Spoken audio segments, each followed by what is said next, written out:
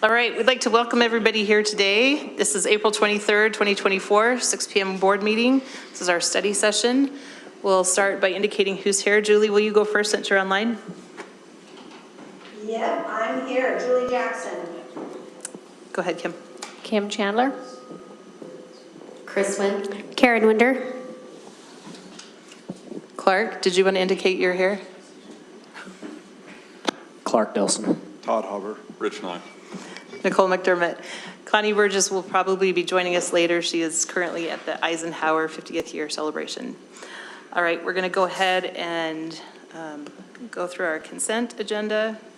We've had these couple purchases here for a few days to be able to ask questions. If there are no questions, I will entertain a motion. I move we approve the consent agenda. Second. All right, we have a motion and a second to approve the consent agenda. Are there any other discussion? All in favor, please say aye. Aye. Aye. Any opposed? All right, motion passes. I can tell you Taylorsville will be thrilled. All right, we're going to go right into our electronics policy. This is what we came for. Did you have anything to say, Ben, to start us Yeah, off? I can tee it off if you'd like. Go for it. So we've spent the last several weeks since our last study session getting valuable input and feedback from our employees and members of the broader community. Some of you were able to participate in the district community council meeting last week, and perhaps we get a report on that from board member Chandler.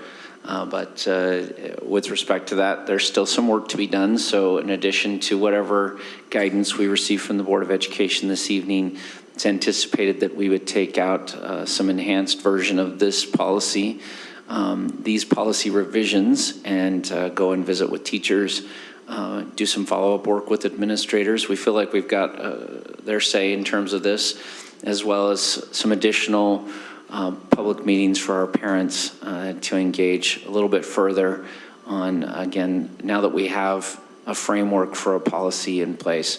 So when I emailed this to you, I intended to send it last night, and Nicole can attest that when we were at the bus depot at 6:30 this morning, that in fact my draft was from last night. It just never hit send. So I did want to give you lots of time to see the framework we had built. This was intended to be a very, very rough draft, so that we could get the board's direction on some additional guidance and feedback. So we're open to questions on how we got to where we're at here, but perhaps a report from DCC would be appropriate to start the discussion. Share with us what we heard. Yeah, so District Community Council, as Ben said, focused on this topic last week. And the main items of feedback that I took away from the meeting was that those in attendance felt like the biggest challenge currently is the problem with the lack of enforcement of existing policies in many schools. I think the general opinion seemed to be that a district-wide policy would help that problem because it would take ownership or blame in some sense off of individual schools and principals. And instead it would be the district and the board, right, where that frustration or anger, if there is anger in response to the policy, could be directed. So they felt like that was a big piece of it. From a substitute teacher perspective, the feeling was that it would be far easier to teach in different schools that all have the same policy, rather than having to figure out what to try and enforce where. I felt the group was somewhat divided on a bell-to-bell versus instructional time-only policy. There was feedback on both sides of that. However, there's also a clear message that they felt the needs are different at elementary schools versus junior highs versus high schools, and that we should take that into account. In speaking to some people after the meeting, I know there was a feeling that we do need to allow for some flexibility based on personal circumstances in certain situations. And then another topic that came up was about the fact that in many cases, a lot of high school kids are being messaged, a lot of the messages they're getting during the day during school are actually coming from those within the system itself. So like coaches reaching out for feedback from their teams, or just other people who are actually part of the school system as well, just reaching out during the school hours, and that could probably be addressed. So those are the main things that I think I took back from District Community Council. If there's anything else you wanted to add, feel free.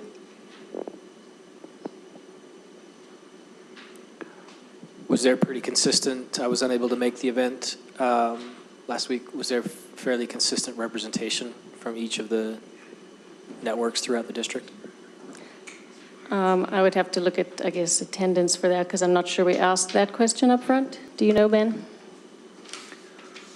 We did have, we had a decent turnout. We had representatives from several of our elementary schools. We had a representative from Taylorsville, from the Hunter Network, from the Cottonwood Network, and Olympus Network. Oh, that's more Cottonwood, Skyline, a couple of Skylines, more Taylorsville, Olympus, Kearns, and Cottonwood and Skyline. So it looks like we did not have representatives there from the Granger or Cypress.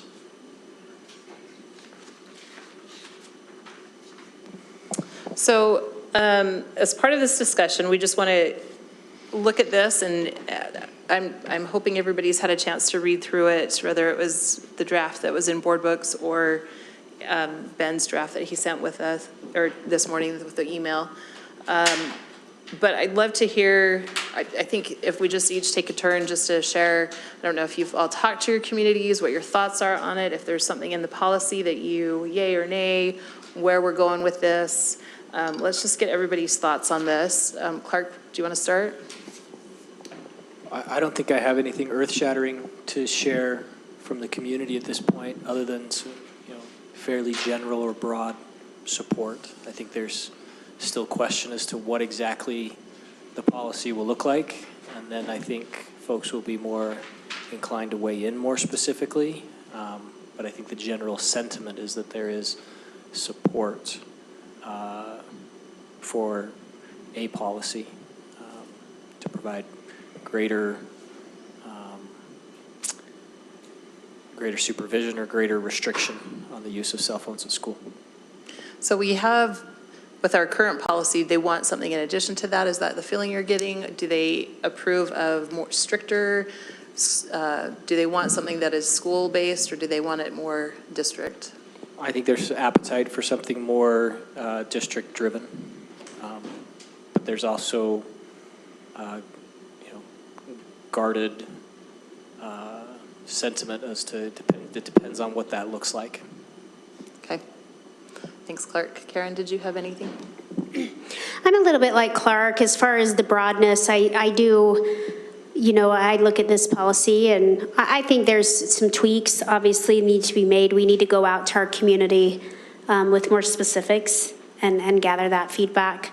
At the same time, I do think, and I would support a district-wide ban. I know in talking with high school principals, well, really not just high school, secondary principals, this has been a hot topic over the last few community council meetings in each of the schools that I've gone to. And they're asking for our help. And so I think we need to be cognizant of that. Do I think that, this is as written is 100% there? No, we still have some work to do. We have some tweaks to do. We need to have some reaching out and gathering of feedback to do.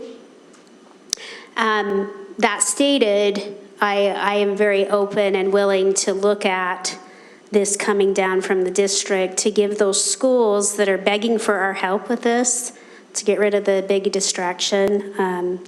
I think we need to have ears open and be willing to look at a district-wide approach on this.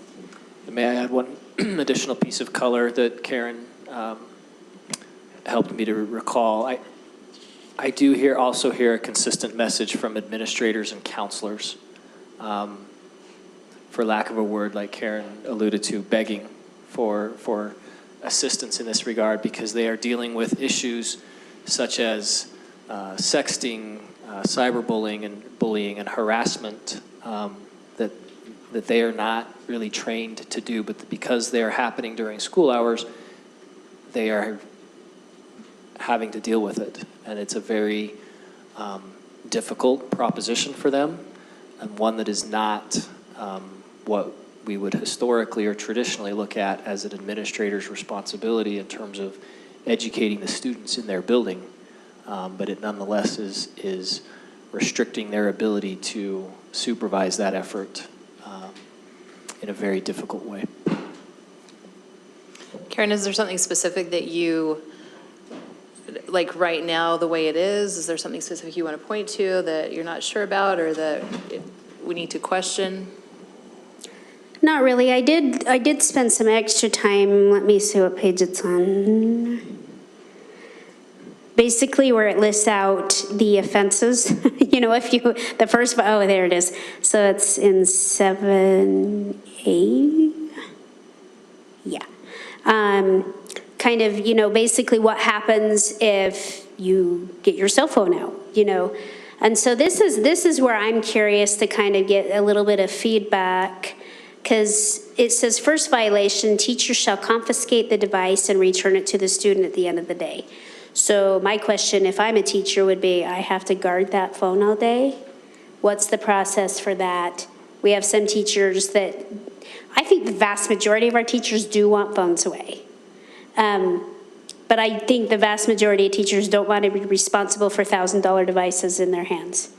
And I know in the policy it states, Doug, somewhere, I don't remember where, that we're not liable for that, but at the end of the day, if the $1,000 phone goes missing. So I'm curious to kind of, and maybe we can ask, you know, our GEA how they feel about that. But I think there's some vetting still to do. That's just one of the things that I thought, okay, how do we really address this? I understand the phone should be confiscated. I'm not arguing against that. It's who has ownership of that phone for the duration of school. What if it's first period and you've got 6 hours of school left? That's great that the kid doesn't have their phone. Like I said, I support that because they violated policy. However, you know, so I do have, those are some of the questions I would like posed. I'm not saying it, once again, I'm not saying it shouldn't be confiscated, but who has ownership of that phone once it is? Is there a process? And maybe this is where there can be a variety of, maybe this is a local school decision as far as where does that phone go. So the policy is that it's confiscated. So I don't know. You know, I think that that's one of the questions I have as you go through the violation. Now, the other ones, you know, it's sent to the office. I'm fine with second, third additional violations, but I did have a question on that first violation because I know from talking to teachers myself that they want them away, but they don't necessarily want to be liable. And even though this says we're not liable, then what still happens if a phone goes missing? And it just kind of gets a little muddy. So that being said, I still support an overall approach to this from the district level. It's just, that was one of the things I had, one of the questions I had. Also, I think there's a typo, Doug, on 6A. The last sentence, it says, this prohibition does not include district-owned surveillance equipment, does not include taking photographs. It just, there's a little bit of a, where is it? On A, go up a little bit further. Yeah, A, down, A, nope, up. Sorry, I said down, I meant up. So it's The last right. sentence. The last sentence, this prohibition does not include district-owned surveillance equipment, does not include taking, is there a comma that needs to be there? Something? That just seems like a long sentence. Or an and does not, yeah. So I knew there was just a simple typo. So that's, sorry, that's just grammar, not really good feedback, but. No, it should read that way. We should be able to read it correctly. All right, Chris, do you have something to share? Okay, so I also am in support of a district-wide policy that does ban cell phones. My questions come up with our high schools mostly. So many of our like SBO groups and different groups use Instagram and those things to communicate events and things like that. And I know there's some maybe some hesitancy from them to go, how do we get the word out for a lot of activities, because that is how they do it. And I think it's a training issue where we need to say, you can still use that, it just can't be during school hours, during classroom time, you know, and I think that there's some training that needs to go on. So maybe we need some kind of, I don't know, student, what's appropriate time to use it and when's not, but you can still use it for school events maybe, but not necessarily during school hours. I think it's going to be a little muddy, like Karen said, for some of our groups in our schools, our sports groups, our activities are, that's where I worry a little bit about how to enforce that, because sometimes those are the leaders of the school, and if they're using their phones to do that, that's not a great example for the rest of the student body to not be able to use theirs at this, if they're using it in a class type setting. Or so I think that needs to be looked at a little bit clearer, maybe have some more clear guidelines. And then also a parent brought up to me a really good point that, cell phones aren't going away. This is new. This is not new. This is not going away. And she kind of just wondered if maybe with some of our freshman success classes and things like that, we can talk about maybe alternatives to use, just different forms of communication and just work on communication with our students and teach them some more viable tools. I don't think it necessarily means writing down notes and passing them in class. It's more just what does that look like in the modern world. So I think that's it for now. I just want you to know that our teacher at my school offered to teach kids how to fold notes in a really cool way. So As an maybe we incentive. should fold notes. I mean, But how we used to do it. But there is something about going and connecting with people again, connecting face to face, and a lot of our students are lacking a little bit of skills in that regard. Okay, thanks, Chris. I just want to add, I think what Kim reminded me, and I had forgot that, but in addition to the students, I think it's very important to remember that we need to have our coaches also trained, because that was a significant problem that they brought up at the district community council. So not just coaches, but teachers. There's a new bill that we need to make sure that they're trained on, but that's, training our SBOs as well and kind of figuring that out. So go ahead, Kim. Thank you. I've certainly heard a lot of feedback about those who would like a district-wide policy, and we've kind of talked about some of the reasons for that, because they do feel it would give more weight, I guess, to their attempts to enforce the policy.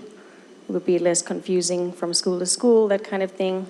I also have heard other feedback contrary to that, which I think just is worth mentioning. I've heard people who, and personally myself, have also stated, I feel that a district-wide policy is not necessarily good governance in this case. Local control is where we should be. Again, many people giving feedback feel the opposite of that, but just want that to be clear, that I've also heard from people who feel that we should be looking at local control here.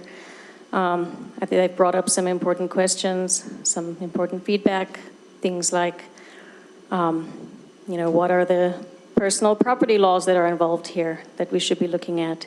A phone in and of itself is not an illegal object for someone to possess, and are we taking a stance that we're basically doing pre-crime, like the possession of that phone and having it visible causes a consequence when they haven't actually taken any action with that phone that's wrong? So I think we need to consider that. What laws are involved, and are we overstepping at all? I've had parents give feedback about, well, why aren't we looking at Chromebooks? Why are we focusing so much on the phones? Many parents find it a little bit hypocritical to focus only on one and not the other. Let's see, what else have I got here from parents? I do think a big piece we need to look at, that I've heard from people on as well, is just having the ability to have an exception in the event of a personal safety concern or a medical need. I feel like the language we have in 4D currently is insufficient for that. A student who feels unsafe to the extent that they feel the need to record what is happening at school, whether in the classroom or elsewhere, shouldn't be penalized for doing so, in my opinion. I've heard examples of kids being bullied and their parents did not realize the extent of the situation until their child was able to get something on video and share it with them. Even teachers, we're seeing this all over the country, being the subject of violent behavior in the classroom, and I think having video evidence in those cases can be key in holding people accountable. I think there are exceptions we need to be looking at and making sure we're accounting for in our policy. And then also just feedback that, you know, sometimes kids use their phones for good things. Some kids are using apps for mental health support.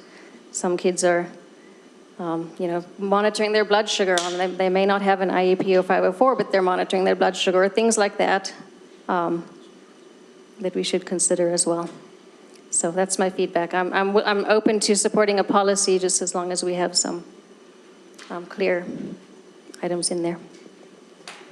So Kim, I just want to make clear, so on, let's see, on 4D, where it says nothing in this policy should be construed to prevent the use of an electronic device in the event of emergency or other exigent circumstance. Is that word? Exigent, thanks.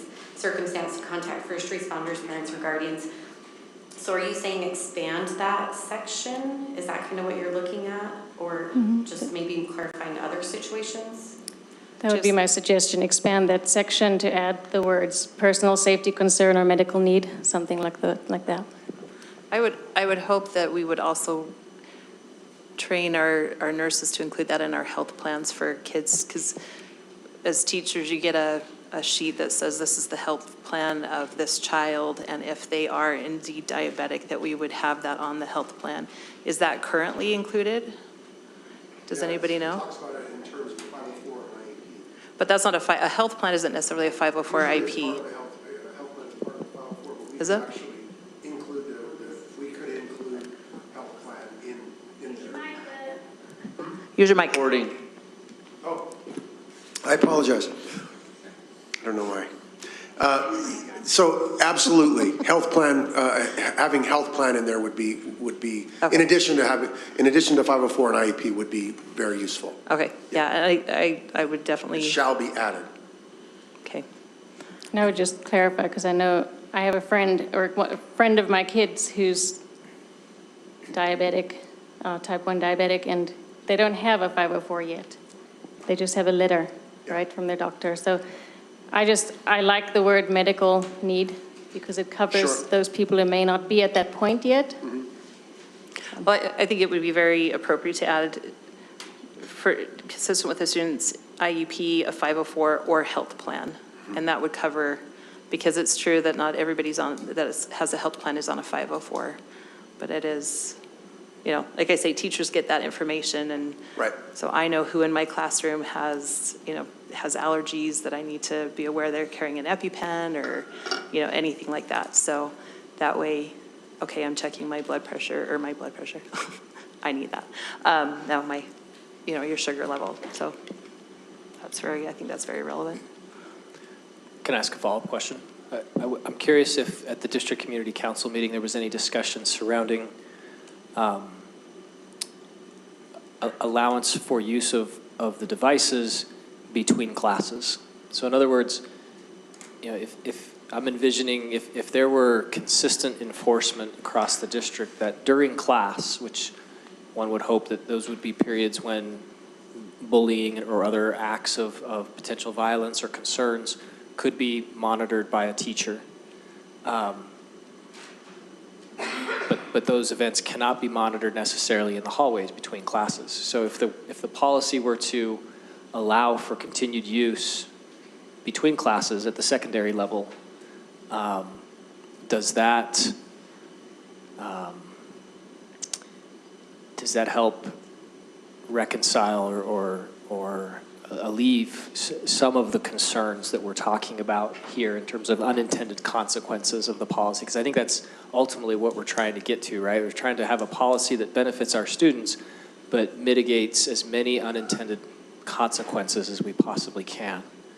So I'm curious if there was discussion of that amongst the district community council members, and where, if you could characterize or summarize your takeaway from perhaps their comments, if there were any. I'm going to turn that over to Kim.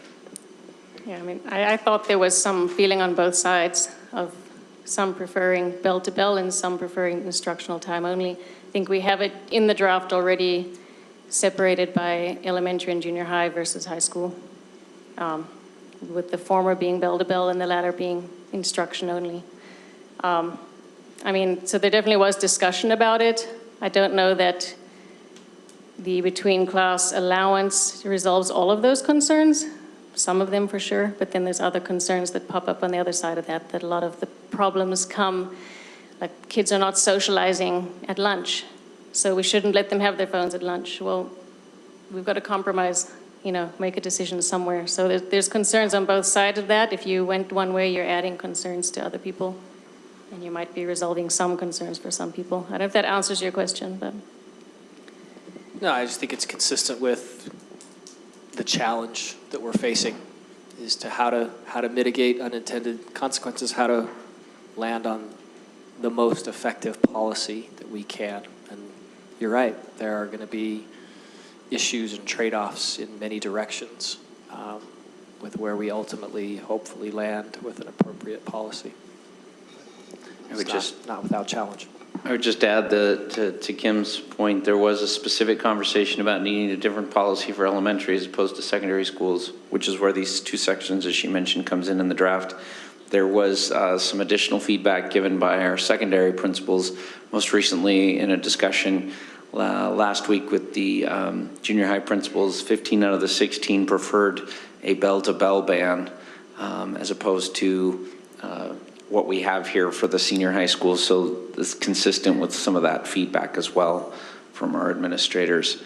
I would just add that a legislator called me today to discuss this policy, knowing we were going to be having this conversation, and he wanted to point out that the safety concern continues to be, this came up as districts are known to be discussing potential bans on cell phones, and as they look to expand the Safe UT program and that application, creating some dashboards and ways to reach out and push content in the event of an emergency out to students who have already logged in or registered as from a specific school. So if there was an incident at a school, they could reach out to the kids who had logged in through law enforcement, given access to an emergency dashboard, and be able to message kids and say, run, hide, fight, or whatever, given the type of situation or whatnot. So I did point out our exigent circumstance component. We did feel in our discussion, at least Doug and I, as we played around with this, that this would need to be expanded to include some of these pieces. So I think that's consistent with the feedback that we've received. And I would also just add to that, that it seems to me that the board would have the flexibility if you want it. Well, you have the option of making a consistent policy across the board, or making a consistent policy across the board while leaving some elements to local control, if that's what you wanted to do as well. We would just have to know what those elements are, and we can include those in the policy. And that is kind of built into this draft a little bit, especially in Section 7. One of the feedback pieces what we got was built in a consistent disciplinary approach. But at the same time, we also wanted flexibility for the schools. So we were trying to figure out what that looks like. So we tried to make it as broad as we could, so there were some flexible pieces in there for the school to figure out the nuance. But either way, there's a sequence of violations and a pattern of corrective action to be taken no matter what school you're in. And we kept in there that the schools are still going to be responsible to have a policy for their students. Clearly, this is not going to be the only policy, but schools will have their own personalized policy for their own schools as well. Clark, as far as your question, I do also, Churchill, there was some representatives from there at the meeting, and they did speak specifically. They do have, their policy is not during passing periods, but they are allowed at lunch. And the two women that were there said they have significant concerns. They're seeing a lot of behavior issues during lunchtime, and they are attributing that to the cell phones being there, and they have asked, can we take them out? As a community council, they have. So I think that's interesting. It will be interesting to see if, as they go forward, if that really does solve the problem. So just anecdotally, that was some feedback that we got at the meeting as well. Does that community council have specific action plans to pilot limiting the cell phones at lunchtime as well, or is it just something that's being discussed still? I'm not sure if they said they were moving forward with that. What did you get from that, Kim? Do you remember? No, I think what I got was just giving their feedback about what they would like to see. I don't recall them saying they have a specific plan currently. And if I recall, I think they were kind of waiting to see what our policy ended up being first also. I think they didn't want to jump the gun a little bit maybe. I mean, we could strip this down to say, particularly in section 7, you know, first violation is a classroom consequence. You know what I mean? And then let the schools kind of expand on that. You could see how we could either expand it or be very flexible in terms of how we want to frame that. Again, just with the feedback, the primary feedback given is having some consistent levels of consequences in the policy itself. I think another area where where you could provide some local control would be in your junior high schools, because we have secondary schools, we have junior high schools lumped in with elementary schools at this point. If you wanted to, you could provide additional flexibility at the junior high school versus the elementary school, if you wanted. As Ben said, I think our junior high principals themselves are pretty, that there's some consensus as to, preferring the bell-to-bell option. But whether you want to put that into a policy or leave that up to them is up to the board. And just to be clear, bell to bell meaning morning till after school. Yeah, pretty much when you walk onto campus, that personal electronic devices should be put away. That could, and we would, our impression of this definition, and we can play with the definition a little bit further, that would include like AirPods and smartwatches and things of that nature. We did provide an exception for smartwatches when they're used for that purpose. But if they were used for a prohibited purpose, they could be confiscated.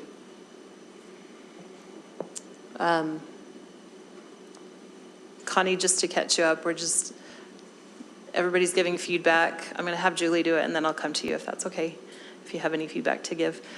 Julie, can you share with us your thoughts?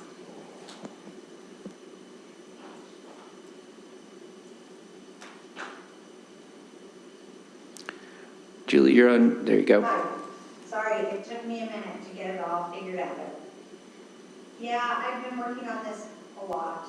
I've been getting a lot of feedback from people. So I've been going to schools and talking to classes and students. So I'm just going to kind of give you the highlights of my notes that, well, the things I think are relevant from those discussions. In high school, I've probably talked with about 60 students that are high school students. Here are the 4 things I've taken away from them. They feel like we need to educate teachers on how to take the authority to make their own decisions about cell phone use. And across the board, I'd say all students were saying teachers should be making this choice. And then I was saying, well, teachers seem to feel like they do that, but then it's very hard for them to enforce the policy. And they said, well, we need to empower those teachers and teach them how to take that kind of authority. That was their thought. They said, the high schoolers said, one thing that is really frustrating is that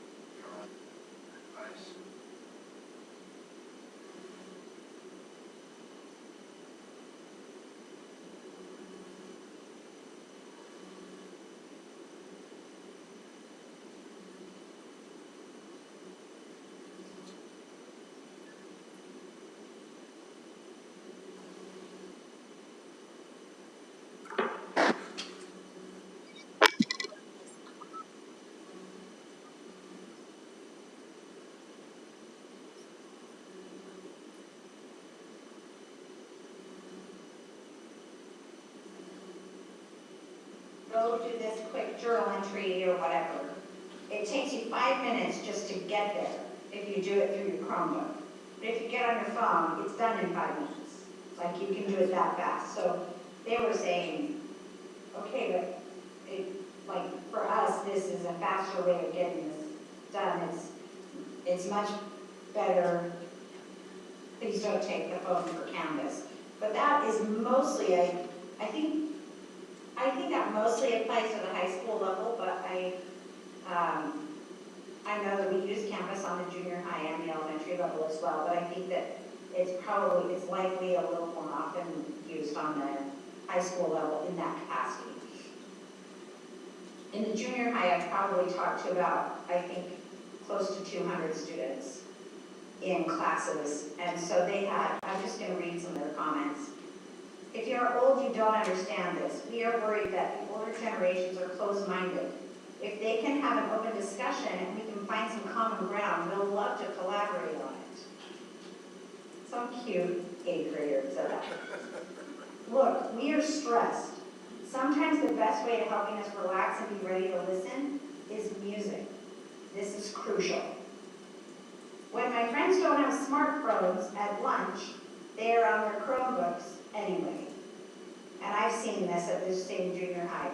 The kids who don't have smartphones, they're on their Chromebooks. So that's something I think we should address, is if we aren't going to allow devices during lunch, we need to address how we're going to feel about Chromebooks during lunch. We have to get the remediation piece right. This was a really big deal to kids. They were more concerned about the remediation piece, I would say, than they were about the actual policy. What happens if I break the policy? And what they were concerned about is that they feel like it's really rude.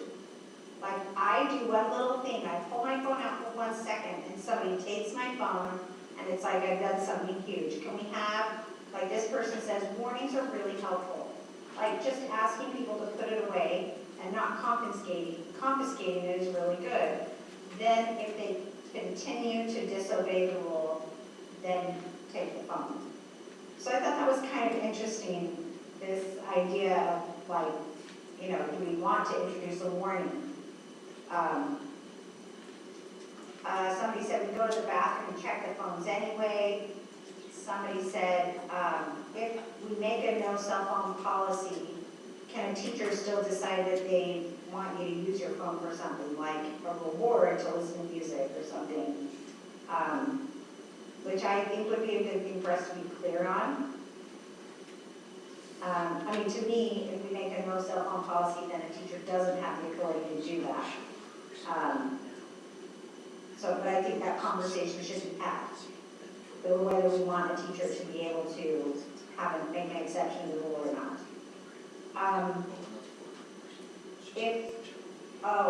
Here's a kid who grabbed me after class and said, look, I had my phone out and it got taken away, and it should have been taken away. I broke the policy, but my parents work all the time and they cannot come in here and get it.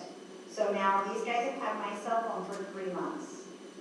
I don't know what to do about it, you know? So that was an interesting situation there. Somebody said, what Kim said too, I'm not sure how someone thinks they can just take my stuff. My parents bought it, it's my stuff. It's not like it's illegal for me to own and use a phone. I do think that's something to talk about. Then I had a kid who was just brainstorming ideas like crazy. And I loved his ideas. He said, how about if we do cell phone passes like a hall pass? Students get a certain number of passes to use their cell phones, or they can earn them. Here's another idea we had. We can have a cell phone area, like a smoking area. I love looking at about phone. In the elementary, I spoke with one class of 5th graders, and they said, I was so interested. They were very, very concerned about not being able to be in touch with their parents. This was stressful to them. I can tell they feel that they have a right to always be connected to their parents. Like, it was stressful, the idea that we would be cutting that communication off. almost as if they would be lost, or it was like scary. I would even say it was scary to them. They said also that they were concerned about things like it disrupts class for them to have to leave to use the phone. They feel like they'd be less likely to call their mom or dad or whoever if they needed to talk to their parent. And then they said also, it's embarrassing. Some of the things you want to tell your mom on the phone or your dad on the phone are embarrassing, and you don't want the school secretary to hear it. I would say that overall, on all three levels of education of students, one thing that struck me is that those kids seem to think that the adults in their lives have it under control. They seem to think, well, just tell the parents to put restrictions. And I was like, well, first of all, I can't require them to put restrictions. And second of all, like, you think this is easy, like parents just know what to do. We don't. We don't. We do something and then you go around that and you work it out and all. It was sort of this epiphany to them when I was like, look, we don't know what we're doing either. Like, they assumed that we really knew what we were doing. And so I think that they were like, look, just put restrictions on it. What's your problem, right? I also have talked with a bunch of teachers just informally, and I feel like most of them would like a policy where they were not making the policy. I don't think that they seemed to care if it was a school-wide policy or a district-wide policy. They wanted to be the ones to not make the decision and to have it the same across their school. There was only one teacher I talked to who was like, no, I want this to be the right teacher deal. But the rest of them were like, yeah, let's make this across the board something. With parents that I've talked to, I've had some say that they really like to communicate with their kids during lunch. That's important to them, especially talking about the junior high level on this. They feel like at elementary that after school plans often change, and so it's good to check in with their kids during lunch about that because they're coordinating rides, coordinating where their kids are going. They like having that little check-in time. I had another parent say that she doesn't feel like it interrupts, this was a noun. It doesn't feel like the learning is interrupted during lunchtime. Like it might interrupt how they learn to socialize, but he said he doesn't feel that's not the purpose of school is academic. And so this doesn't interrupt academic learning. And so this lunchtime should not be the focus of this. And then I received 5 emails from my area asking me to just ban cell phones altogether in high schools. So that's the feedback that I have received. And I have one student at the high school, at one of the high schools, say to me, whatever you do, this policy should empower teachers and students. And I thought, I know that's very simple, but we get bogged down in all the issues here, and I think that was really the bottom line, is this policy needs to empower teachers and students to help the process of learning and literacy. And so I hope that we'll keep that in the front of our minds. I feel like there is still so much outreach to be done. I feel like we have hardly scratched the surface with teachers. And I really would like to make a concerted effort to go out and let teachers tell us what their experiences have been. And I think I think their voice is really important in this decision. Thanks, Julie. Connie, did you have anything? You don't have to be that long. I don't have much other than this is talking about the older generation. I am it, and even my children didn't get a phone until they were, my youngest got one in high school, but none of my other kids got the phone. I haven't had to deal with it like my children have and like you have. When I read the policy, I was pleased with it, but I can see where you get in and see the nitty-gritty, and I'm grateful to understand that. So, yeah, I'll support as we discuss it and try and come up with the very best for the students as well as parents and teachers, you know. So grateful for what's been written so far. Thanks, Connie. So for my part, I am interested. I know that we talked about the GTI. They actually have lockers where the kids, when they come, they put them in the locker and then they stow them away during class time. And some people have thrown that around saying that's a great way to take roll. We do know that kids get around that because they carry two phones on them, the old phone and then the new phone, and they just stow the old phone. Julie, acknowledging that you talked about how they have to give their phones away to go to the bathroom, that same thing type of thing happens, just maybe the person who you talked to didn't realize that, but now they do. So I have seen kids ask for their friend to say, can I use your phone so I can go to the bathroom? And then they turn their phone in and then they take their own phone to the bathroom. So as much as we'd like that to be a thing, unless you have the kids empty their pockets and all sorts of things, that gets a little bit too much, which is why I would support that as well. I realize, you guys, that I'm coming at this not just as a parent, but also somebody who works in a school and see the impacts that it can have in a classroom. I think I'm very lucky because my classroom is one that is structured pretty much the entire time. And it's very easy for me to see when a kid is, I shouldn't say it's very easy, it is easier for me to see than it is for most people in a classroom when there is a violation of it. But it is very frustrating to see the times that I have to get the kids back, to, okay, put that away, you got this out, and it becomes a distraction in class. I agree, we need to work with I'm interested to talk to GEA and have them, partner with us in this and getting feedback from our teachers. I would like to continue getting feedback from our community councils. I think engaging our parents, our PTAs, and our community councils and sending this out just even broadly and just asking for some feedback on it is important. I am interested to know, Doug, if you have any insight on if this could be a violation of personal property law. Can you speak to that at all? Yeah, I'd be happy to. So there are no cases at this point that have banned school district policies or that have struck down school district policies in this area, simply because there is still fairly broad discretion that is given to LEAs and schools with respect to maintaining order and discipline during the school day. And so courts just haven't weighed in all that heavily on this issue. And at this point, basing the policy on disruption is clearly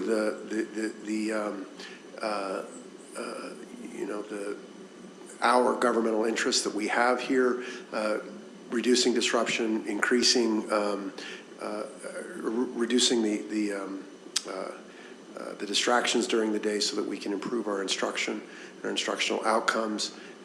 So I'm not concerned about any type of claim on us retaining a phone, at least for a time, as long as we return it. I mean, obviously, if we stole it, that would be a different story. So again, I would frame this as this is an additional layer, the way we talked about in District Community Council the other night, where we have been constraining students or regulating students with respect to the use of their phones, moving to the actual constraining or regulation of the device itself, is going to come with, some of the unintended consequences that we talked about. But I think that in terms of the legality of it, we don't have an issue. I think it's the logistics of it that we need to consider more. Have we had any problems thus far with any phones getting taken or claims of, Yes, yes, we have? With, as far as they've been damaged when they've been taken by teachers or So somebody has lost. stolen them, lost? damaged, just the fact that a teacher wasn't willing to return a phone and wanted the office to return it as opposed to the teacher returning it, those kinds of things. So there's been some of these, again, logistical conflicts that have occurred, so. Yeah. Okay, John, go ahead. It's pretty rare, though. It's pretty rare. But in the cases that I can recall when I was principal that we ever lost a phone or it was stolen off a teacher's desk or whatnot, we always made restitution to the family. But inconvenient, but we took care of it. So maybe we need to discuss ways that we can make sure that they are safe in the classroom when if in the case that they are taken. I know for my school, if it's the second violation, we page the office immediately and they come down and grab it from us so that we're not in possession of it for any length of time other than the 2 minutes, and it is within the sight of the student during that time.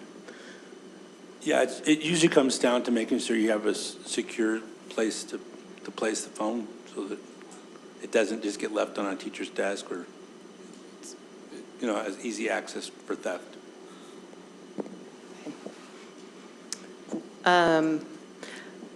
As I've talked to community councils, PTAs, just neighbors, friends, teachers, I can share with you that they do feel very strongly overall that there does need to be a district-wide policy. It is, somebody spoke and said there's pros and cons to both, but they did say that one big pro is that if it's a district-wide policy, then it gives kind of those administrators and those teachers, okay, this is a district policy, this is not our choice, and kind of gives them a little bit of a backing on that. They felt very strongly about them. I did ask about, do you feel like it should be, when I asked them, should it be a school policy or a district policy, that was what they felt strongly about. They did ask about the teacher liability. They want to make sure that the teachers are kept safe on this. Overall, the ones that I talked to in elementary said elementary kids don't need this. It should be stored and it should be silent in their bags. I would say the exceptions are the ones that have been named in the policy. And the ones in the elementary also did say smartwatches do need to be included in this because there's a lot of kids that they have the Gab watches and they are a cell phone basically right there on their wrist, and they're using them as such, and they're going out to the playground and they're calling their parents. And the one elementary that I went to, they said they had a child who called their parent from the playground, and the parent came rushing over to the school, panicked, because they said, my child called me from the playground, there's a problem, but I don't know what it is, and the kid just called their parent. And so it's creating a lot more work and a lot more panic than necessary. It was just a young child that was just goofing around. And so it was very frustrating with that. And they said, we feel like smartwatches need to be included that. I don't know if you all have an opinion on that. I do understand that parents do want to have that access, and to speak to Julie, what your parents said, I know that we heard a lot from, at least I did in some of the community councils I went to, and I think we did at the district community council as well, that parents do feel like high schoolers fall into a little bit different category because they do have work, they have, sports after school, they have a lot of other extracurricular activities, whereas our K-8 doesn't really have nearly that many. And so they don't feel like that's necessarily a problem to contact their child until at the end of the day, but that the high schoolers do need that. I know Chris spoke about that as well with sports. So having that separate policy, the way that we have it here is very relevant.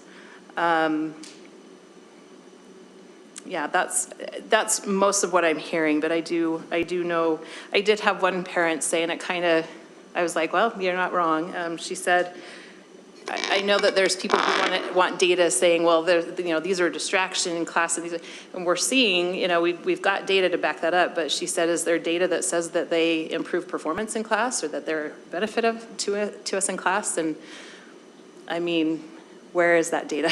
So that was kind of her point, is that why do we have to just prove it on that side? If it's a benefit, then what is it? I know, talking just to Benyon Junior High School, they implemented this policy this year, bell to bell, and talking to Jake Brown, who's the principal there, I did ask, have you seen less or more, or what's your anecdotal data? And he did say, well, you have to remember that if you solve one behavior problem, sometimes that amps up another one. Like getting kids to class, sometimes the reason why the kids aren't in class, they're probably, you don't want them in class sometimes, just giving that as an example. So he did say there are some other things that they're seeing, but they are definitely not related to the phones. And so the phone's problems have not been bad. And he did say that there are parents who said, I want to be able to get a hold of my kid. I want to be able to get a hold of them quickly. And he said, you call the office and I'll have them in the office within 3 minutes. And he said after he talked to the parents, made sure they understood that they could get a hold of their kid, that they were fine with it. So just some things that I've heard as I've gone around. I think it is important for us to continue to get some feedback on this. Are there any specific things that any of you would like to see? I know we got that from Kim, what you suggested to add into that. Is there anything else we can ask about your question, Karen? Any other thoughts or things that we want to see added into this or taken out? Go ahead, Kim. I just want to be clear on 4D. So I know you talked about adding the medical or health plan piece, but I feel strongly about the personal safety concern piece as well. Also, just wanted to, I have quite a few comments that I tracked on the policy as it is, but I don't know how far you want to get into that. If we're going to revise and revisit later, I won't get into those, but I guess one of them that I think is relevant is that it reads to me that the restrictions apply to everyone, but the consequences apply only to students. Not sure if that's intentional or not, but if we're going to have restrictions apply to everyone, shouldn't we have consequences that apply to everyone? There was one question I had. Sorry, let me clarify. So you mean, in addition to students, you're talking about teachers and administrators as well? Yeah, teachers, administrators, we talk about guests. Guests are defined in the policy, so Right. non-students on campus, basically. And the way that it's written in the prohibitions just says use of personal devices is prohibited. It doesn't say by whom. And then, like I said, the consequences are specific to students. I think that's a good question, and I actually did think about that, and I don't know if this is something that needs to be added into a professional agreement, into our teacher code of conduct, in a separate area for them, or if it should be addressed in this policy. I personally feel like this needs to just address our students and that we address our employees elsewhere. I know that there are a significant amount of administrators who use their phone for school purposes, and so I hate to say no, we need to make sure kids understand we're not just using them for personal reasons. That if you see the principal on the phone, it's possible that they're using it for other reasons. But a teacher in a classroom setting should have some guidelines. Rich? Yeah, I would just mention some of this may already be captured in the acceptable use policy that our employees sign off on, but we can take a look at that language and see how, given the direction this is going, how that might need to be adjusted or refined as part of that effort. Would that address that, Kim? Yeah, I think just whatever direction we go, we need to make sure this is clear, right? Because right now it reads, to me, prohibited for everyone, but consequences for a few. So we just need to make sure it reads properly that way. So. Clark? I'm struggling with the practical approach of enforcing the policy with respect to smartwatches and having some kind of, what appears to be currently in there is some kind of a middle ground that I guess what I'm really struggling with is how would you enforce it? If you're allowing a smartwatch to be worn, how are you enforcing its appropriate use? It's really no different than the device in terms of its functionality, as I understand it. I'm a relatively new watch wearer myself, So I'm somewhere between chucking it across State Street when we finish this meeting and loving the fact that I can back up with data that I'm about to have a heart attack when I exercise. So I'm just speaking practically, how do you enforce its appropriate use when it's strapped to a wrist and can be nonchalantly utilized, and I'm sure there's ways to speak into it that I don't even know. So I think that's something we've got to address in the policy. I would make mention that this has been part of the policy, the current policy, and so we have seen distractions caused by smartwatches before, and we've seen exigent circumstances wherein a smartwatch has been used to perhaps record inappropriate behavior, and that has been used for consequences appropriately. So all these circumstances that are brought up are actually things that we could go through this. I mean, I've got detailed notes here, and I'm happy to clarify what I'm hearing so that Doug and I can craft that in here. I remember a circumstance, and John could speak to this as well, where we had a principal who said she just wanted to ban smartwatches because they were causing a disruption. We said, well, what kind of disruption? What disruptions are you seeing? And whatever it really came down to is that the parent kept calling the student, and so it was buzzing in the class, but that was the lone issue. And she said, let's just address that issue with the parent, allow the child to continue to use the device unless we see other issues. And so really, when we talk about these policy violations, most of our policies fall in this category. We don't have the ability to police or monitor these things. We don't have tools or resources. We're not Big Brother in terms of monitoring these. We take and address it. The policy empowers us to be able to take a situation when it becomes a distraction and be able to say, okay, this in this particular instance would be a violation of our policy. And so in those instances, we're saying a smartwatch could be used as a smartwatch, but if you're using it for other purposes, that would be in violation of our policy. We're not going to be able to take action on that. We don't anticipate taking action on that unless it comes to our attention or we see a situation where it arises where it's becoming a problem. So, and pretty much you can kind of throw that philosophy and approach just about any of our policies. A lot of things need to be reported to us before we're able to take action on it, right? Bullying's prohibited, but unless we're aware of it, we're not able to take action on that. Fair points, thank you. I have one other question that's more technical in nature. Do we know, is it possible for our Chromebooks to attach to a hotspot for access? They can.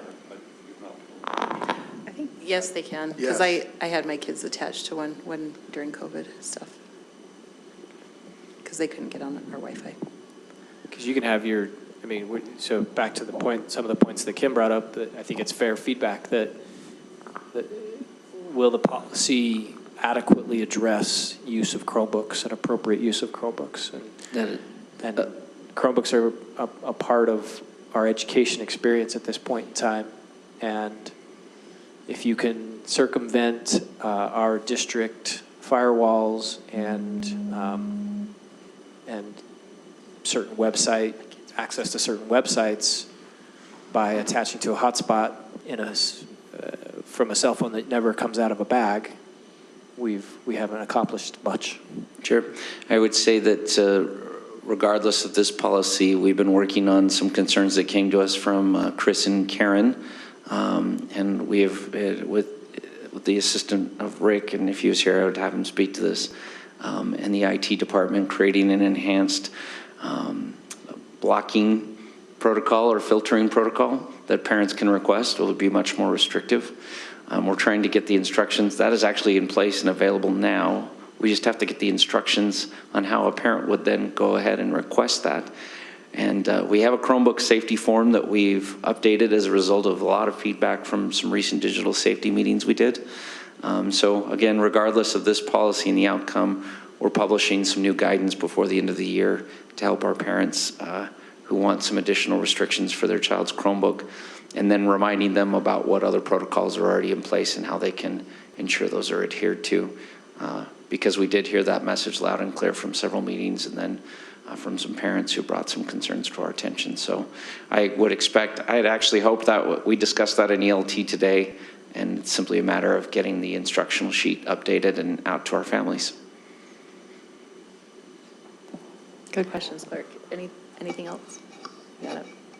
I will say it's easier, when they are doing this in class, it's easier for me to see that they're, you're texting, so. And I have treated it just like a cell phone in that case and said, okay, you have to turn it into me. Julie, did you have anything further? I do. I have 9 questions. I'm so sorry that I'm that person. I'm also not sorry. Okay, so section G, does this relate to, is this our Chromebook policy? Section G of what number? Keep going, it's on the All of section G. Use of district-owned technology. Is this our policy about how Chromebooks can be used in schools? This is a portion of it. There's some other places where that is addressed as well. And this would apply more to, primarily to Chromebooks, but to other technology that we provide students access to. Are the other areas where Chromebooks are referenced, are those other areas?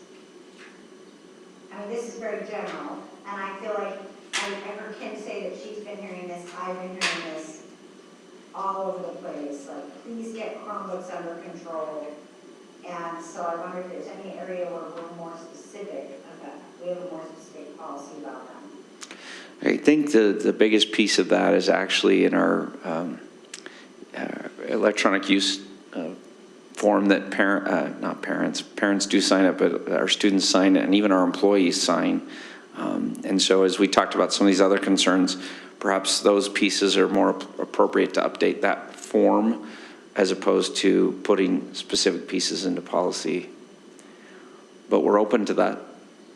Well, what I think parents are wondering is it appropriate for my child to be bringing home a Chromebook where they have, full access to at least time on their Chromebooks, and now the parent is saying, now here I am, and I've got this electronic device that I didn't ask for, that I have to monitor, that's being forced on me by the school district. How can we better navigate that problem? So I think maybe the policy that we have in place doesn't necessarily address that issue, and I would like to see us as a board talk about that. And I wonder if there is appetite from other board members to discuss that issue. I think there probably is. I see Kim nodding her head if you can't see her on the camera.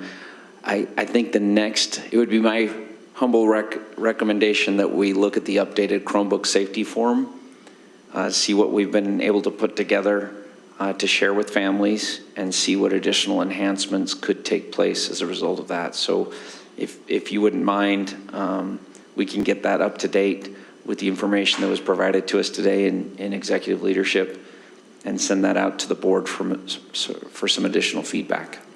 I don't know that that's something that needs to be addressed in this policy, but it is something that we should address as procedurally through the district does that make sense? I don't know that how do we address that here? That's a thing that we need to look at and look at our procedures and fix that part of it, because it's already addressed in how you should use this district-owned technology.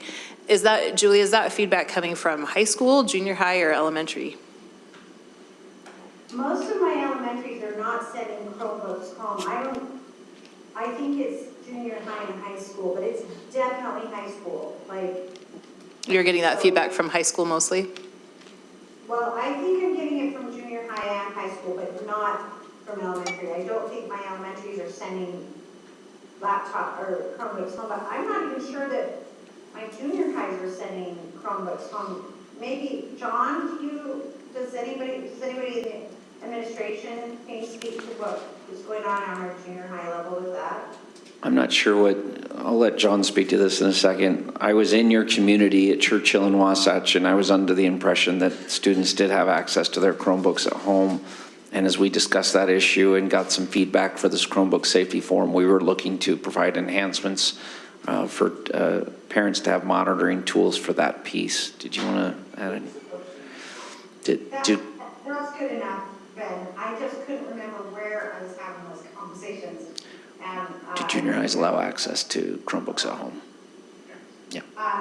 Okay, so I'm fine with that. I'm fine with kind of punting that to another policy and another discussion, but I just want to make sure we have the discussion, and I want to make sure I wasn't missing my chance of having that discussion here. So I'm fine with that. Section 6A, it's got this deal that says, sorry, I'm waiting for you to get there.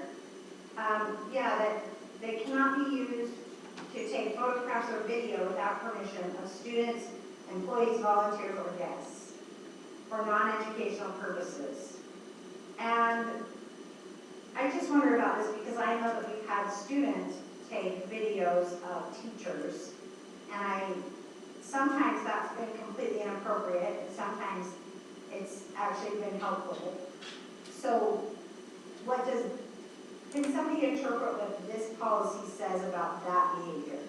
So I think this is intended to address things like taking pictures of kids in restroom spaces or other private places.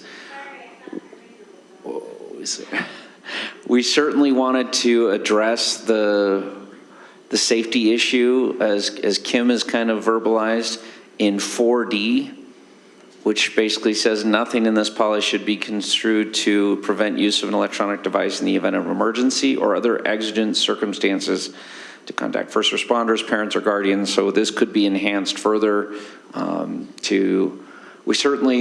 we have used recently, again, somebody recorded something on their smartwatch, and that was used to address a policy violation with an employee. So that is not, we certainly wouldn't punish the student in that circumstance for using their device when there's a clear danger or concern about a policy violation. So we're trying to figure out how to frame that appropriately without every student simply saying, well, my teacher was breaking the rules, so I had my cell phone out, right?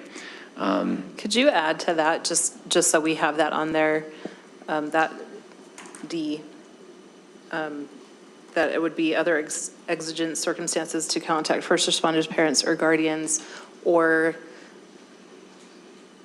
how would you put that, Kim? Or as a means of personal protection? Yeah, or just in the event of a personal safety concern or medical need. Say that again. Or in the event of a personal safety concern or medical need.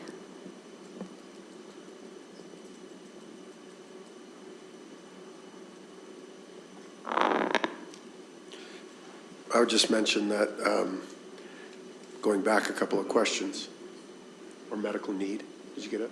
A personal safety concern or medical need.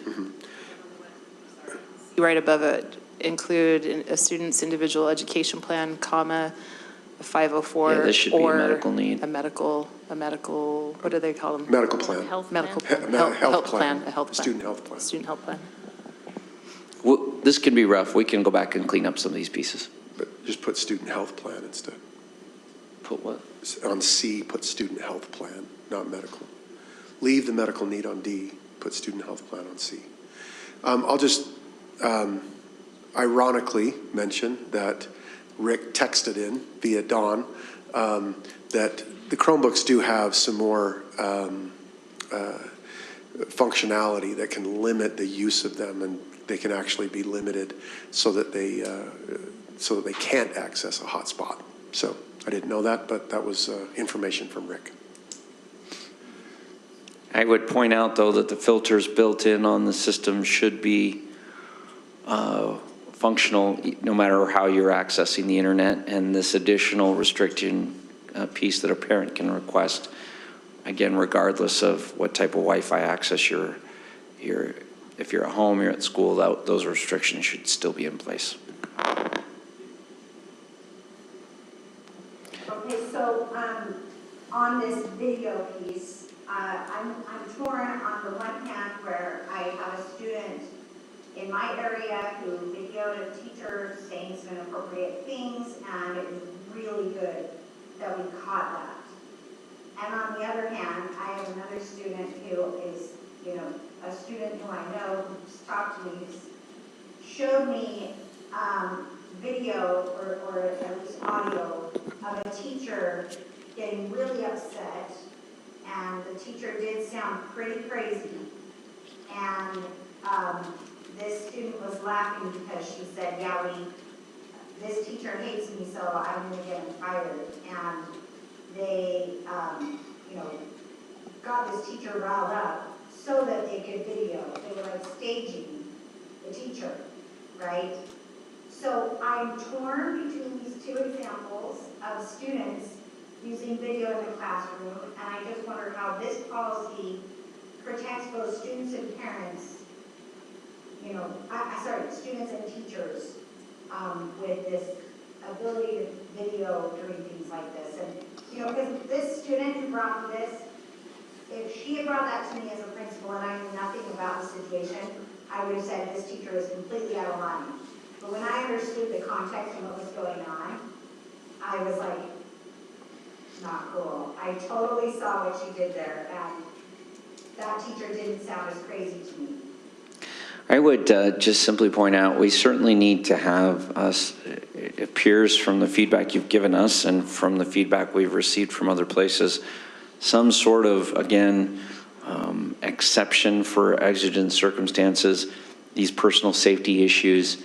I think we have Doug Larson he's here to investigate those circumstances, find context, and address those appropriately and make recommendations, and then John gets to make a decision. And so we do have a process and due process and procedure in the event of these circumstances. I would say that fortunately they're few and far between. I think we've only had a handful of circumstances this year. We have over roughly 4,000 teachers. This affects very few of them. And I remember John, in just our most recent principals meeting, reminding principals to remind employees that you should always act as if you are being recorded or videoed or photographed, and that we should always exemplify professional behavior no matter the circumstances. So the code of conduct is clear, and then we leave it to Doug to determine context of who's crazy and who's not. 7C, is there a reason for this one kid that I talked to in junior high to make what if the parent can't come get a phone? So I wrote that one down too on the penalties. We have not been very clear. We were intentionally ambiguous in 7C to indicate that the device would be referred to the office, and the administrator shall confiscate the device and return it to the parent or guardian after alerting them of the violation. We did not require a meeting or other circumstance, and certainly I would leave that up to the school to decide appropriate consequences. And if there was a circumstance where a parent was unable to come or meet at a reasonable time because they work long hours or multiple jobs, we would trust our principal to work through that individual circumstance and address that appropriately. And then we gave you D as well, with the encouragement for engagement with the parent to address the concern and looking at other potential school consequences as well. John, did you want to? Well, I was just going to add that in the past, when we've had a situation such as that, typically we work with parents. So if the parent were to have a conversation with the administration and designate someone else to pick up that phone, that's what we typically have done. So sometimes it's an aunt, uncle, older sibling, something like that.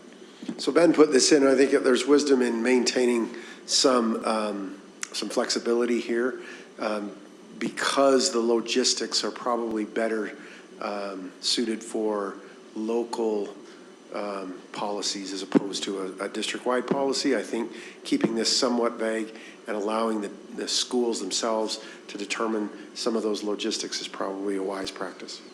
And I would say that goes for, as we wrote these sections, that was the intent of our desire, is to make sure it was as flexible as possible for the schools to be able to address each of these situations as appropriate. Can I just, real quick, you might be bringing those up, Julie, but 7A, you mentioned why student feedback saying, could we get a warning first? That was actually something I had on my list to ask about, so I don't know how everyone else feels, but I think it would be appropriate to have a warning before a conversation. I think you do give them a warning, but if you're giving them a warning every single day, for me, the warning is the first violation. This is your warning. I'm taking it, you have it, you can have it at the end of class. If I see it again, it's going down to the office and your parents are going to get involved. So we did try to give that flexibility, return it at the end of the class period or the school day, again, depending on what school level you're at and depending on the circumstances, allowing the school to determine the appropriate consequence above and beyond that. And there are times, depending on the kid or the circumstance, I think a teacher can, yes, use professional judgment. There's times, I've had kids in tears and they're on their phone and I'm like, let's go step out into the hall and use the phone, I think a teacher can make that professional judgment, but, asking to have a warning, there's your warning. I don't know, how many warnings do they need to get? How many warnings did we give our kid before we say, okay, you've crossed the line? So I don't know. I understand it and I do appreciate that, but I feel like that is the warning. Do you not feel like it is? Is that not adequate? Well, and I don't think first violation means first violation per day. It's like a first violation, you gave them a warning, then tomorrow they do it again, then you're on the second one already. So I wouldn't think there'd be more than one warning, but whichever way we choose to go, that would be my preference. Is there other thoughts? I was thinking of it like that as well, Kim. In fact, one of the things I wanted to bring up is, and I heard this from students, that you need sympathy and compassion when you're transitioning to this. Several students who had been through the process, like at junior highs, of getting rid of or of changing the cell phone policy to get rid of phones, talked about that it was really hard at first. And so that tells me that, we need to do this methodically, and we need to have compassion and maybe have a plan and look at this as, we might need an approach that we need to teach kids how to be without their phones in schools and allow that teaching to happen that first few weeks if it's a big change in a school. And, so there might be a transition period where there is warnings given or whatever, and I think that can be a school-by-school thing. But, I know that if my son or daughter was, if it's October and my kid has never had their phone out and then they get their phone out and it just gets taken, it would probably be pretty traumatic for my kid. Like, oh my gosh, my teacher thinks I'm a terrible person now. Like they, whatever. And so I think at that point, it would be appropriate to say, hey, put your phone away. What are you doing with that now? That warning would be very generous. And I agree with the idea that there can be professional judgment on that. But I also think that especially at first, there's going to be this desire to just really, like, we're all going to be consistent. We're all going to be following this policy. We have to be in this together or it won't work. So I think we got to address that in our professional development of dealing with this, however we do. Okay. So I did want to bring that up, and thanks for bringing that up. In D2,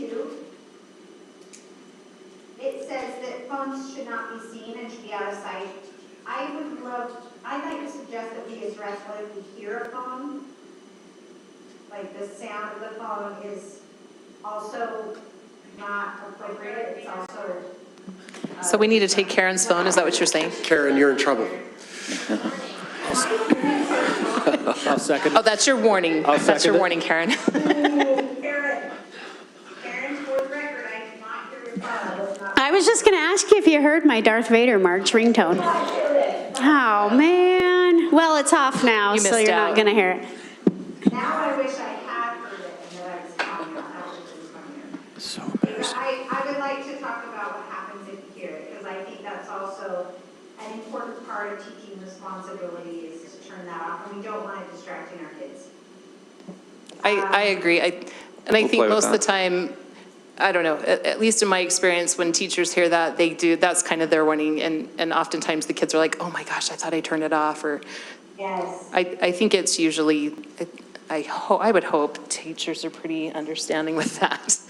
Yeah, it's usually benign. If they're just hearing it, it's usually not no one's being nefarious if it's just being heard, right? But I still think it's important for people to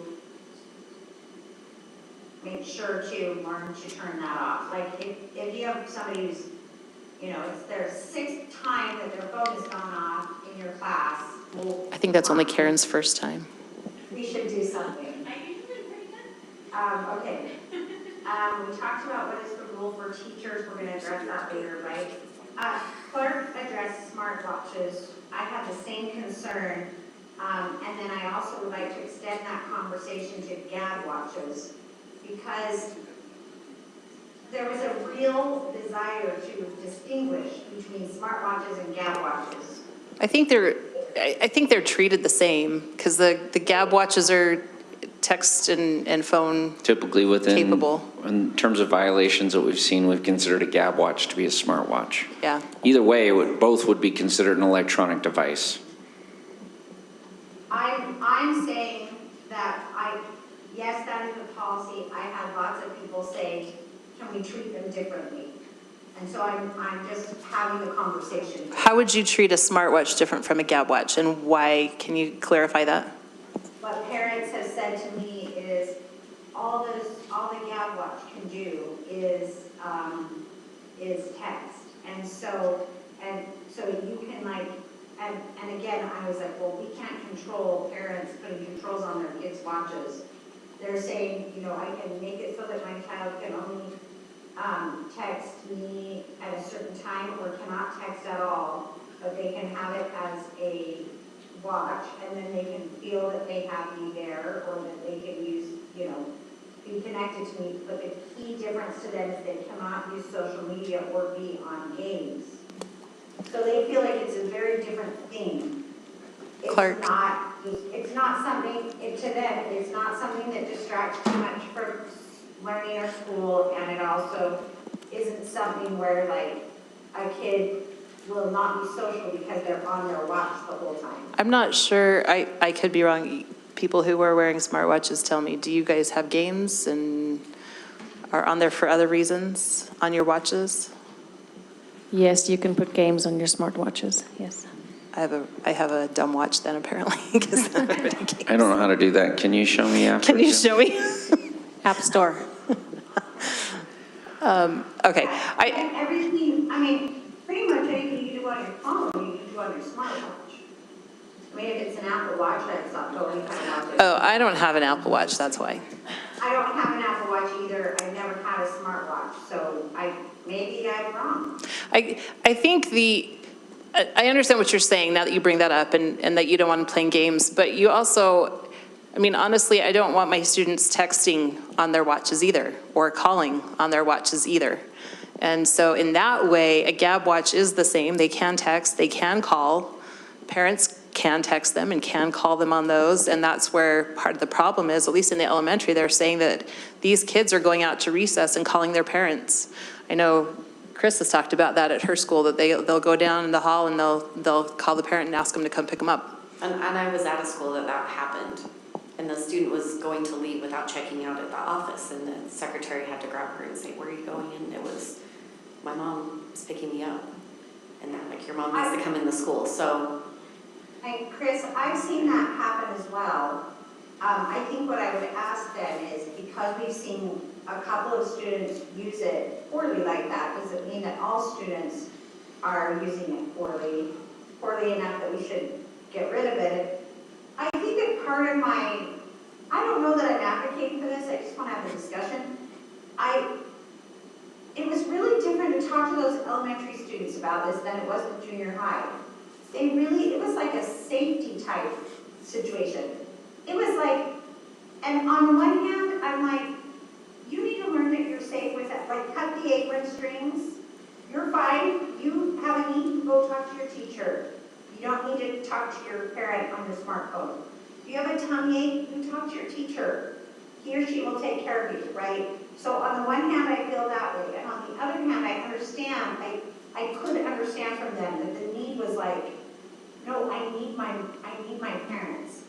And I don't know where they got that, because in third grade, they didn't have a watch, right? They were just fine. But I can see that they had this anxiety. And even in my area in fifth grade, it was maybe a third of the kids who had a watch or a cell phone in fifth grade. It wasn't even that many. But I kept thinking to myself, is it possible that this group, this third of the kids, has a phone or a watch because their parent realized they need it more than the other kid? You know what I mean? Like, you're especially anxious. I'm going to give you this little safety connection to me, you know?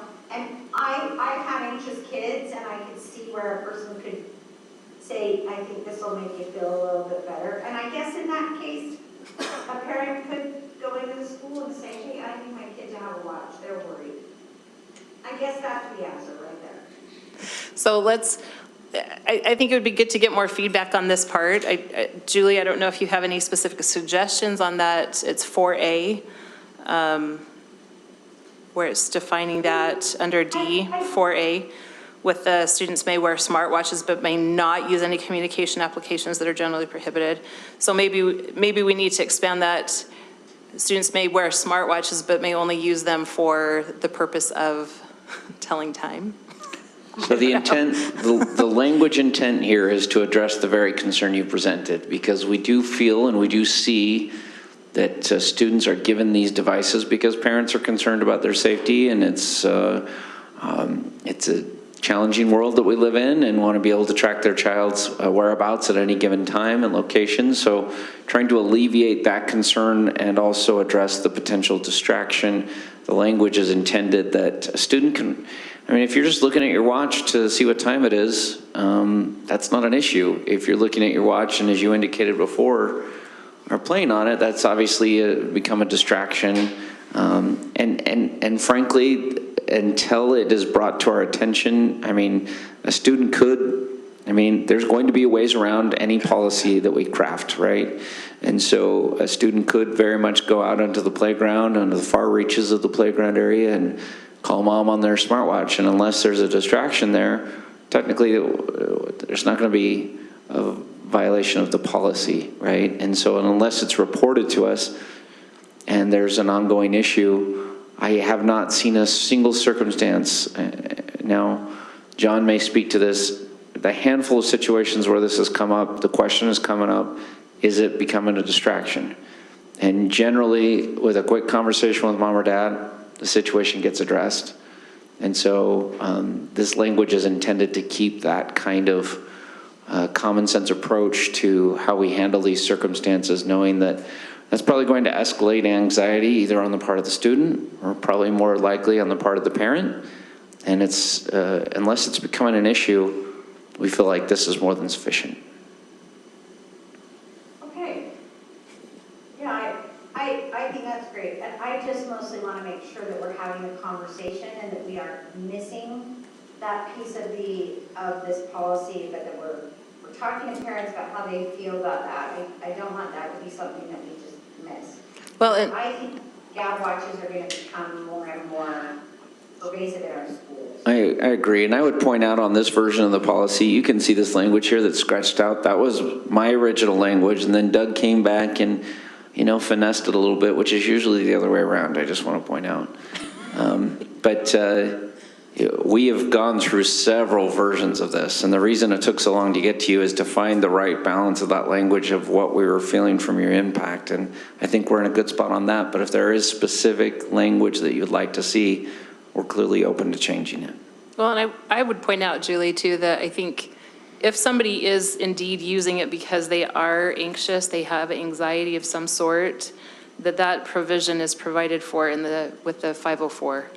If they truly do have that and they have a need, if it's written into a 504, they're able to call their parent once a day, or they can write that into a 504 plan and be able to address that if that is truly an issue.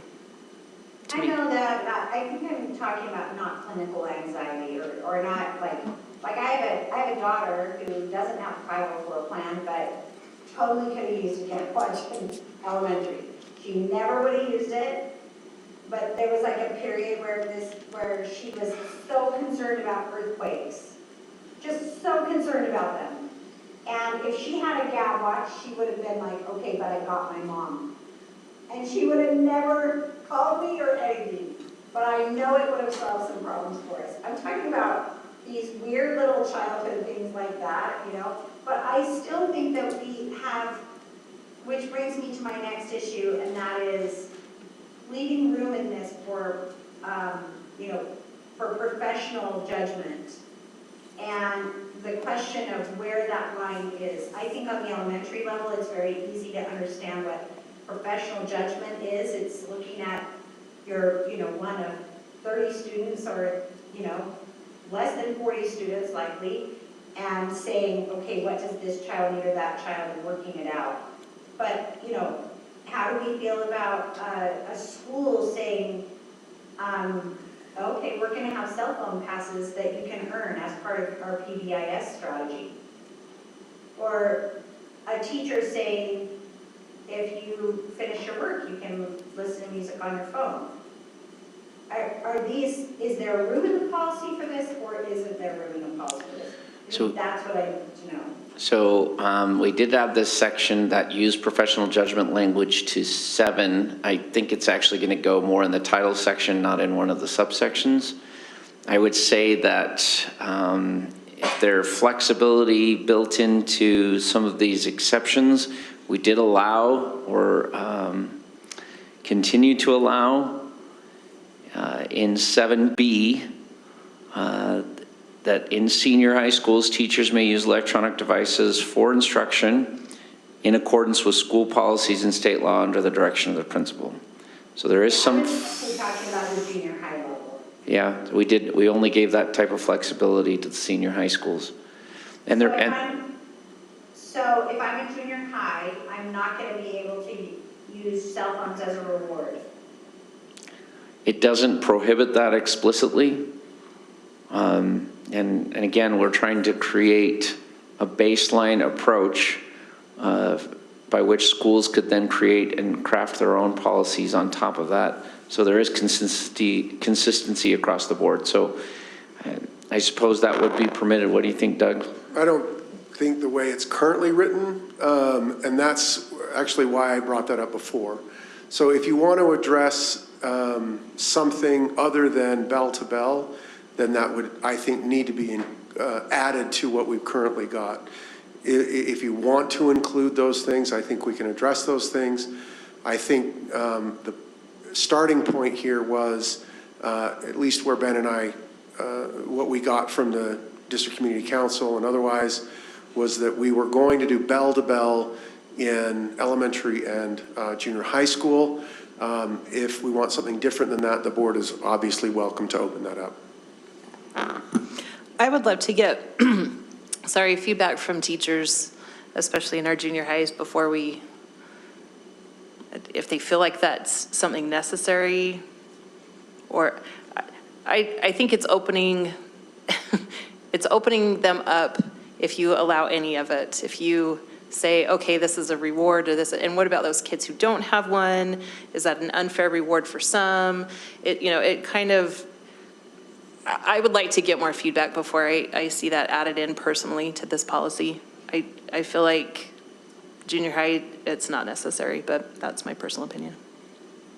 I'm not sure that I have an opinion on it. I just want to make sure it's clear because I think it will come up. So I would like us to make a decision on that. I just think it's missing from the policy. So as we go out and get feedback, that's something specifically that we need to address then. Yeah. Okay. Okay, my last question is that, how do you guys envision this working if, I'm assuming that the timing is that we would pass this, not this as written, but some iteration of a cell phone policy before the next school year, and then it would take, it would become active in the fall. How would you see that looking in the school, in our areas where we are not yet reconfigured completely? I'm thinking about Cypress, where, well, I guess Cypress has, I guess we have 9th grade everywhere in that high school. So our reconfiguration process is only for 6th grade, so I guess it won't be impacted. Correct. Right, and also, this is, I mean, if we're sticking with how it is, it's K through 8. So it wouldn't matter if it's 6th in elementary or junior high. Okay. Okay, that's it for me for now. So it sounds like marching orders are, and I'm happy to take this to GEA. Chris and I can talk to them. I think it would be good to get feedback from our other, anyone else involved in this. We'd certainly like to get it sent to our school community councils.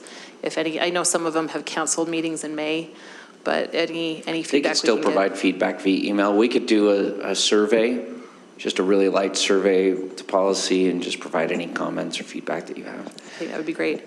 Are you talking about a survey for educators, Ben? I'm happy to do whatever you'd like. I had originally envisioned a survey for, I'm a teacher, I'm an educator, I'm a parent, and here's my feedback. But if Nicole and Chris want to take it directly to GEA, I'm open to either way. Or we could even do both. I think teachers have a lot to say on this one, and so I would really like to see teachers be able to share their own voice on it, as well as hear from GEA. But I love the idea of saying I'm a teacher, I'm a student, whatever. I'd really like to hear feedback also from our bus drivers and our lunch workers, Secretaries, custodians, secretaries. custodians. So all employee groups. They will provide really helpful information, I think. I would just warn very openly and publicly that this will be a self-selecting survey, and the people who are most vocal about their opinions will likely participate, and those who do not have strong opinions will likely not participate. So the scientific validity we'll see what the results and the outcome are and the number of participants, but just throwing that out across the board. We've been so warned. Thank you. I think to that point, I'd be more interested in short or concise comments from community councils by way of a request for that than some kind of numerical survey. Okay, we could simply just put out a generic. Just my 2 cents in that regard, because I agree with you in terms of the scientific validity of it. So have a request to councils that they collate some feedback. They don't need to meet necessarily, but give that to their principal and provide that to us. Okay. Ask the head of the community council to gather some feedback and summarize it. Just give us that. In fact, I would propose that we don't survey parents. We ask community councils. I feel like we'll get really great, I think that's a great idea. And get it from there, but I think we do need a place to hear from teachers still. Unless we want to get feedback from leadership teams, that's an alternative too. Well, teachers should have an avenue to provide that feedback through the community council as well. So that should be incumbent upon the community council chair to seek that teacher and employee feedback as they should be represented in each school's community council. No, you're right. I think that's right. Okay. In terms of managing some expectations, understanding our timeline, we don't necessarily want to rush it because we do want to get it right. We do want that feedback. Is it our understanding as staff that we are to take the feedback we've received tonight, make the adjustments necessary, and then engage with the community? Or would you like this to come back to the May board meeting for further discussion, maybe approved on a first reading, go get the feedback, then approve it potentially in June, and then we would go to work in terms of if we want this to start in August, we would really need that June and July, hold some open houses, put out some promotional materials so that when everyone shows up day one, they know what the expectation is, recognizing that there's going to be a lot of grace as we roll this out and bringing everyone up to speed in implementation, but just thinking through the timeline and those next steps, clarity of understanding would be helpful in how we proceed. I personally would support the latter. I'm okay if you get to work now, put a first reading together, because as a board, it's a first reading. We can have a great hearty discussion and come up with whatever tweaks we need. But if we're going to do this, I think let's get moving. Let's get the train on the track and pulling out of the station, so to speak, so that we do have, because I know this is going to be a heavy lift on everybody's part, right? And so I would like, for the benefit of our administrators, our communities, to wrap their mind around kind of these changes, and also provide them with the appropriate time to get whatever they need in order set in place. So I personally would support moving on this quicker rather than slower. So So Karen, when are you saying that you would send it? Would you have these guys draft a first reading and send that out to community councils to get feedback, bring the feedback with the first reading to us in May? In May. I think Correct. that's doable. Correct. And Ben, I'm second guessing the survey, because I think that this is a big enough deal that I think people are gonna say, no one asked me. You know what I mean? And so while I think if people really do care about it, they want to make sure that their voice is heard. And I'm happy to hear it, you know? And so I think we should reconsider and should also send a survey. So the community councils and the survey, I think there's value to both of those. Well, the only way to, in all sincerity, if I were to put that request over to school community council chairs without their principals, I think we could probably get reasonable teacher feedback and parental feedback, but I think we would lose the voice of some of these bus drivers or other employee groups. So if you do want to hear their thoughts and opinions, I think a survey would be necessary in order to do so. I think that would be fine. But I don't think a survey, I mean, we can do them simultaneously. I don't Yeah. think you have to Right. do one exclusively of the other. I agree. Yeah, I'm saying do both and doing this month. Okay? Would a survey go to parents as well? You tell me what you would like. I think so. I don't know why we would survey everybody else and exclude the parents. So a survey that basically indicates I'm a parent, this is my school location, otherwise it's anonymous, I'm an employee, this is my location.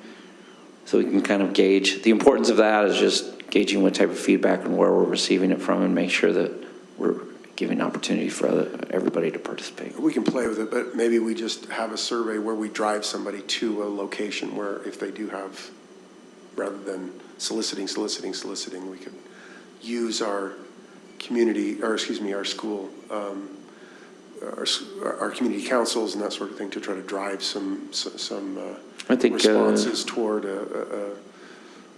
some sort of website or something where we've got an Yeah, I would opportunity for anticipate anybody. a Qualtrics survey that kind of delineates this, but it still sounds like we want our school community councils to have some standalone.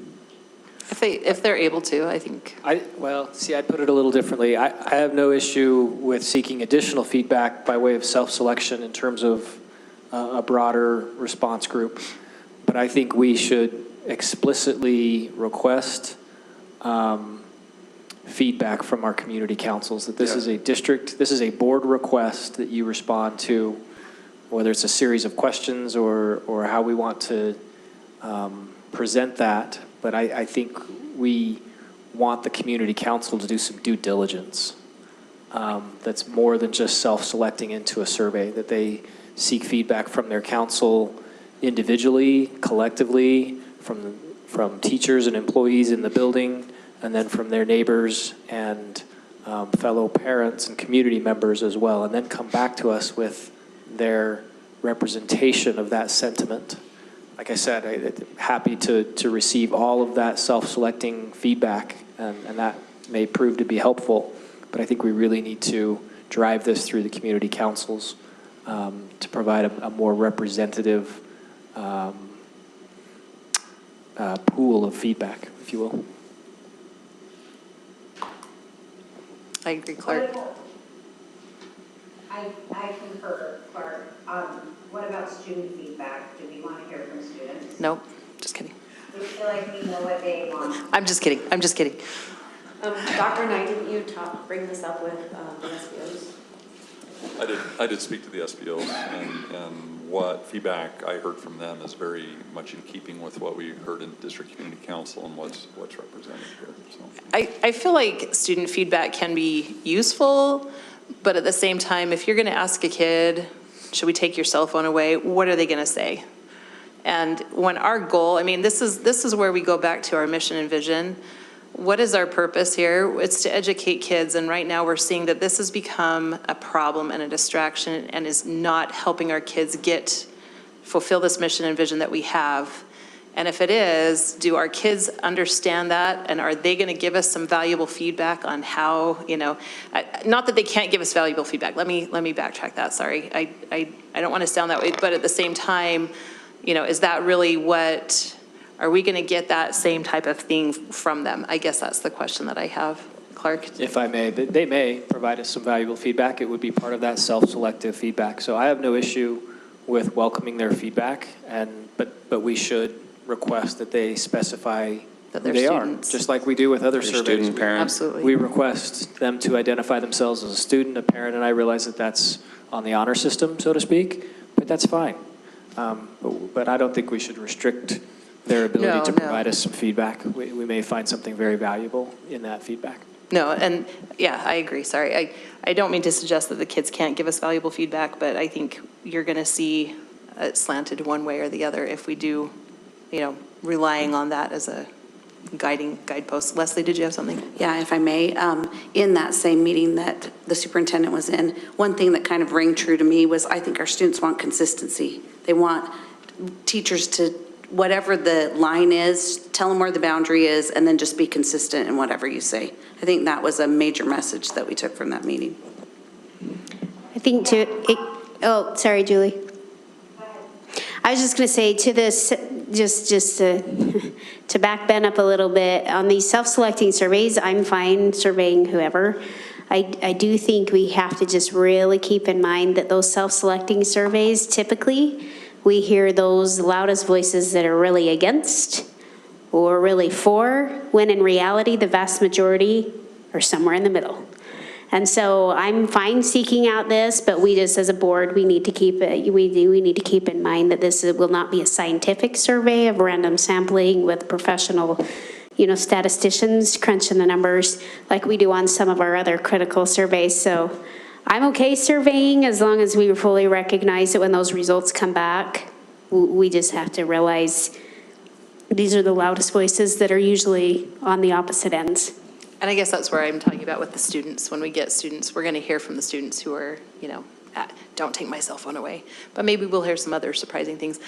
It may be good also, Ben, if we can even send it out to our SBOs in our junior highs and high schools. I know several of our junior highs have them, but maybe solicit feedback from those schools, because that would get all of the grades as well as some of the leaders of that school that can give us some valuable feedback. And then I do worry that on the self-selecting surveys, we see some schools that are much more represented than others, and I do want to get feedback from all of our areas. So whether we get it or not, I don't know, but I think it's something valuable that we need to have our kids weigh in on in a reasonable way from all areas.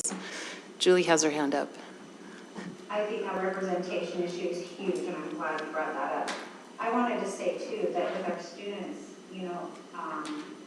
depending on how we're making that survey, if you click student, it can bring you to different questions, right?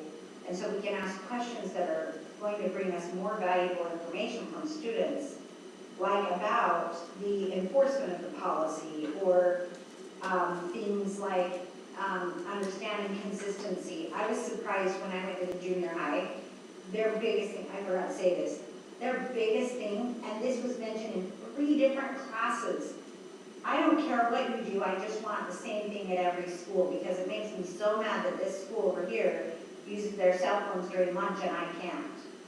3 different classes in the same school said that, they were mad about that.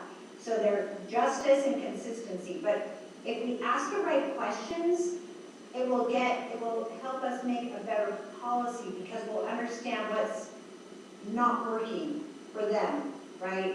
So even if they're like, no, I don't want you to take my cell phone away, but you know what really makes me mad is this, those things we can get at and fix if we ask the right questions of them. So, could I speak to that? At this point in time, I was envisioning this survey form being really more of open-ended questions because we would be pushing out a draft version of a policy. Right. And so maybe a quick summary at the top of some proposed changes of what that looks like to address some of those things, but knowing that a lot of people wouldn't actually read the entirety of the policy itself. My fear is if I break that out into different types of surveys and questions that it's going to be really difficult to disaggregate information and provide summaries for the board. And I don't know how many of you enjoy reading all 6,000 or 7,000 comments that come in on the calendar survey, but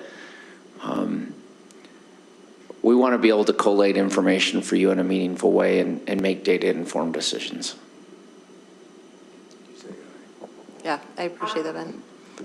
And my suggestions are thoughts, not directives, and they are just ideas, brainstorming, and I love your expertise and want you to be an expert. So go do it how you see fit. We trust you, Ben, is what we're saying, to do a survey that would adequately give us feedback and Okay, help we'll us. put something together. Help us steer this. So we'll plan on bringing this back in May as a first reading, get it cleaned up, and have it back to us by May board meeting so that we can talk about it, passing it as a first reading, and then we'll make sure that we get our feedback so that we can make changes or whatever before our June meeting, is what I get the feel from everybody as a second reading in June. Yeah, okay. All right.